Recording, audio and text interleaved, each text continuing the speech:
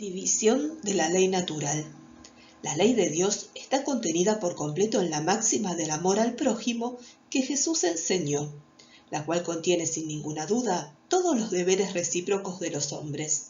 Por otra parte, la ley natural comprende todas las circunstancias de la vida, y esa máxima es sólo una parte de dicha ley. Los hombres requieren reglas precisas. Los preceptos generales y demasiado vagos dejan muchas puertas abiertas a la interpretación. Dicen los espíritus superiores en el libro de los espíritus: la ley natural puede ser dividida en 10 partes que comprenden las leyes de adoración, trabajo, reproducción, conservación, destrucción, sociedad, progreso, igualdad, libertad y por último la ley de justicia, amor y caridad. Esta última ley es la más importante.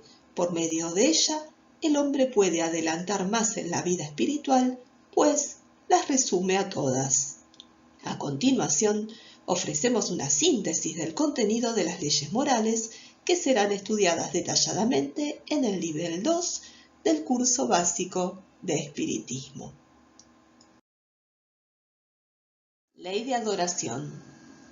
La filosofía espírita se desvincula de la creencia ciega y propone al hombre que sepa por qué cree. Advierte que la fe ciega no analiza, pues admite sin control tanto lo verdadero como lo falso, produciendo en su exceso el fanatismo. La fe razonada, en cambio, se apoya en los hechos tanto como en la lógica, y no deja en pos de sí ninguna oscuridad. La persona cree porque tiene certeza, y tiene certeza porque ha comprendido. La doctrina espírita se manifiesta en contra de la precariedad de los cultos externos, como los ritos y las ceremonias, casi siempre vacíos y sin sentimientos. Señala que la verdadera adoración está en el corazón y que consiste en la elevación del pensamiento hacia Dios.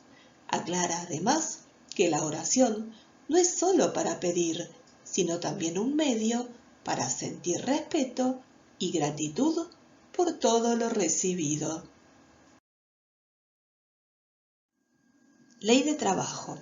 El trabajo es la herramienta que le permite al hombre desarrollar su inteligencia.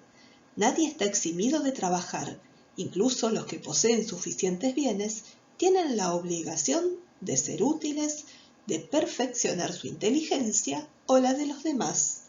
Esta ley condena los abusos, es decir, aquellos que viven a expensas de otros. Desde esta óptica, el trabajo produce el perfeccionamiento de las facultades y por ende genera progreso espiritual. Ley de reproducción. La filosofía espírita examina la necesidad de la reproducción para que pueda perpetuarse la especie como una ley natural. Analiza temas como la sexualidad, el matrimonio, el divorcio, la poligamia, el celibato, la castración, el control de la natalidad y el aborto, con una naturalidad sorprendente en una época donde las religiones eran profundamente represoras en materia de sexo. Recordemos que el libro de los espíritus fue editado en 1857. Ley de conservación. Todos tenemos el instinto de conservación y por lo tanto existe una tendencia natural a luchar por nuestra propia vida. Con respecto al goce de los bienes materiales, si bien todos tenemos derecho al bienestar, su exceso se convierte en egoísmo, siendo este el motivo por el que unos viven en la abundancia mientras muchos otros mueren en la miseria. Dice Kardec que el único medio para solucionar este abuso será a través de la educación, aprendiendo la diferencia entre lo que es necesario y lo que es superfluo.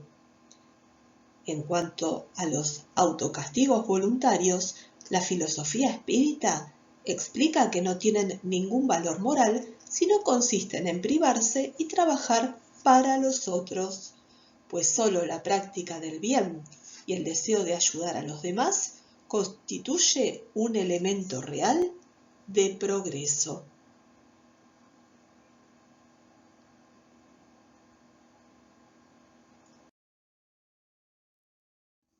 Ley de destrucción. Aunque cueste comprenderlo, la destrucción forma parte de la vida. Es necesario que todo se destruya para que renazca y se regenere, porque lo que llamamos destrucción no es más que una transformación, cuyo objetivo es la renovación y el mejoramiento de los seres vivos. Hay dos tipos de destrucción: las plagas destructoras naturales, como la peste, las inundaciones, etc., que son producidas por una planificación superior para el perfeccionamiento de las inteligencias y la renovación de las culturas. La otra es originada por el hombre, con su orgullo y egoísmo, las guerras, los asesinatos, la crueldad.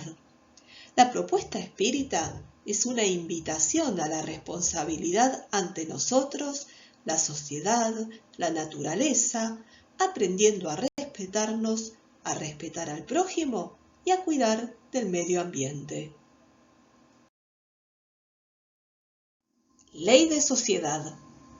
Los lazos sociales son necesarios para el progreso y los lazos de familia hacen más estrechos los lazos sociales. Por eso, los lazos de familia constituyen una ley de la naturaleza. De ese modo, Dios ha querido que los hombres aprendan a amarse como hermanos. Ley de progreso. El progreso es una ley natural a la que todos estamos subordinados. Se produce primero en forma individual y cuando los que han progresado son mayoría, arrastran a los demás. De tiempo en tiempo, reencarnan hombres de genio que en algunos años hacen adelantar a la humanidad muchos siglos. Hay dos clases de progreso que se prestan mutuo apoyo, aunque no marchan juntos: el progreso intelectual y el progreso moral. En los pueblos civilizados, el progreso intelectual ha alcanzado un alto grado, pero falta mucho para que el progreso moral alcance el mismo nivel. No obstante, si se lo compara con las costumbres sociales de algunos siglos atrás, habría que ser ciego para negar ese progreso. ¿Por qué, pues, esa marcha ascendente habría de detenerse de preferencia en relación con la moral que con la inteligencia? ¿Por qué no habría entre el siglo XIX y el XXIV tanta diferencia como la que hay entre el siglo XIV y el XIX? Dudar de eso sería pretender que la humanidad se encuentra en el apogeo de la perfección, lo cual sería absurdo, o que no es perfectible moralmente, lo que la experiencia desmiente. Ley de igualdad. La doctrina espírita enseña que todos los hombres son iguales ante Dios. Todos nacen con la misma debilidad, están sujetos a los mismos dolores y el cuerpo del rico se destruye tanto como el del pobre. Así pues, Dios no ha otorgado a ningún hombre una superioridad natural, ni por el nacimiento, ni por la muerte. La reencarnación ofrece una visión clara y perfecta de la justicia divina, porque explica las aparentes desigualdades humanas.